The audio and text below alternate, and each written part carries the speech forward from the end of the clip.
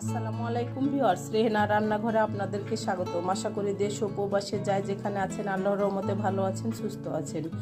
আজকে আমি আবার একটা দারুণ মজার রেসিপি নিয়ে চলে এসেছি। আজকে আমি রুই মাছ দিয়ে কচু বেগুনের ঝোল করে দেখাবো।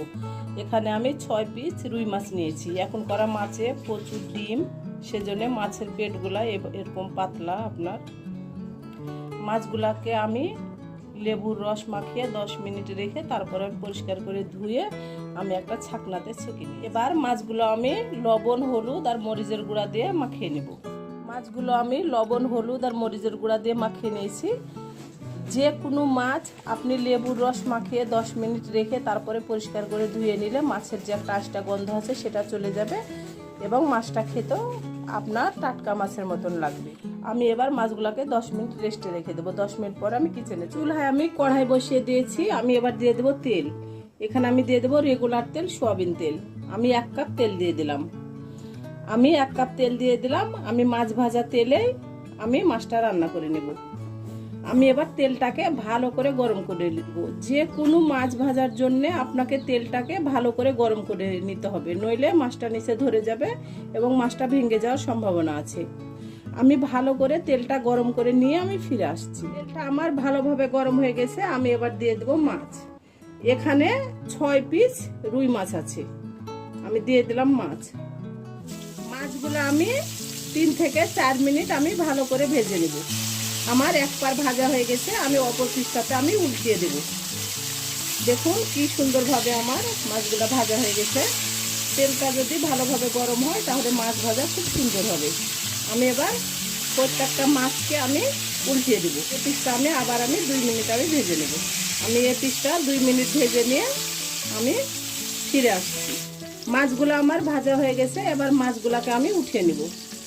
আমার দেখুন খুব সুন্দরভাবে মাছগুলো আমার ভাজা। মাছগুলো আমি উঠিয়ে নিয়েছি। এবার মাছগুলো আমি এক সাইডে রেখে দেব। মাছ ভেজে যে তেলটা রয়ে গেছে আমি সেই তেলে আমি দিয়ে দেবো পেঁয়াজ কুচি। এখানে আমি 1 কাপ পেঁয়াজ কুচি দিয়ে দিলাম।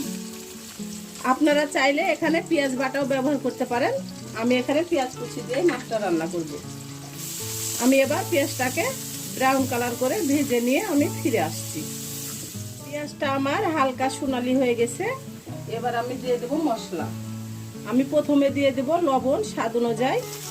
লবণটা দিলে মশলাটা ছিটকিবে না। আমি দিয়ে দেবো আদা বাটা 1 চামচ, রসুন বাটা 1 চামচ। আমি আদা রসুনটা দিয়ে দিয়েছি।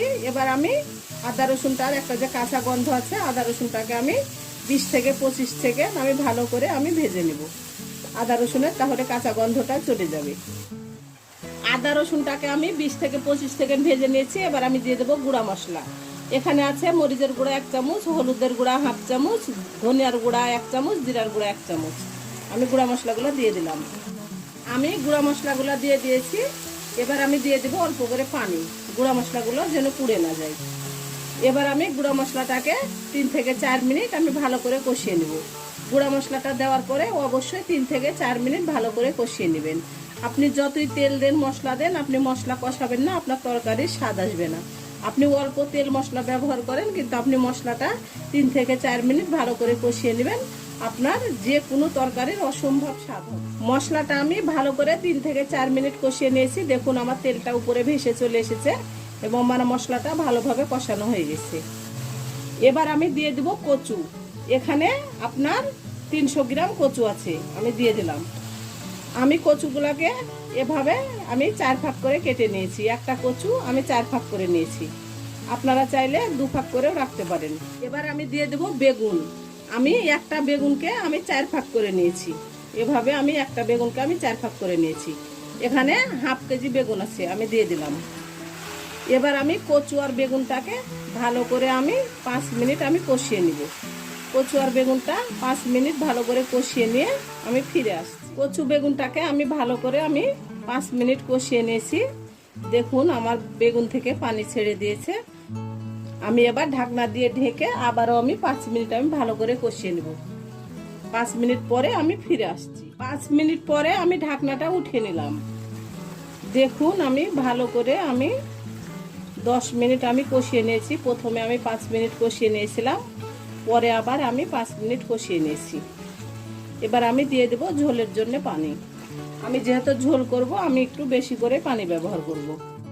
আমি এখানে 1 কেজি পানি দিয়ে দিলাম।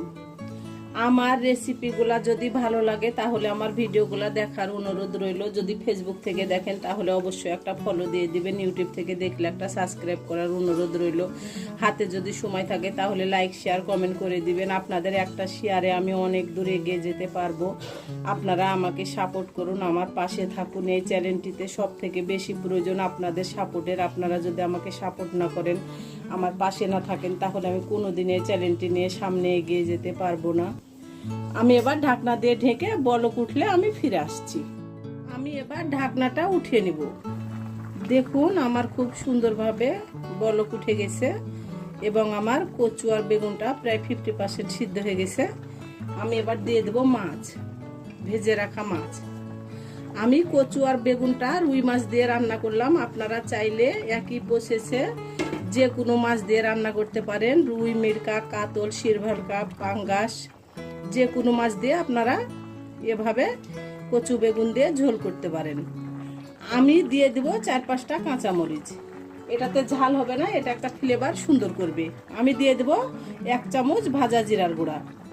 নামানোর আগে যে কোনো তরকারিতে ভাজা জিরার গুঁড়াটা দিলে তরকারিটা খেতে অসম্ভব মজা হয়। আমি এবার ঢাকনা দিয়ে ঢেকে একেবারে আমি রান্না করে ফিরে আসব।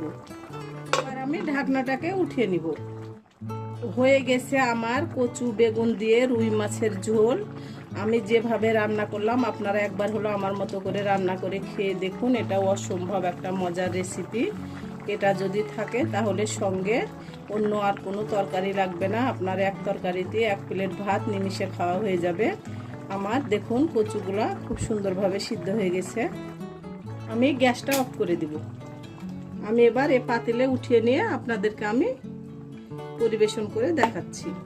আমার পরিবেশন করা, আশা করি আমার রেসিপিটা অবশ্যই ভালো লাগবে। যদি ভালো লাগে তাহলে আমার চ্যানেলটিতে লাইক কমেন্ট শেয়ার করতে ভুলবেন না। বেশি বেশি করে সাবস্ক্রাইব করার অনুরোধ রইল।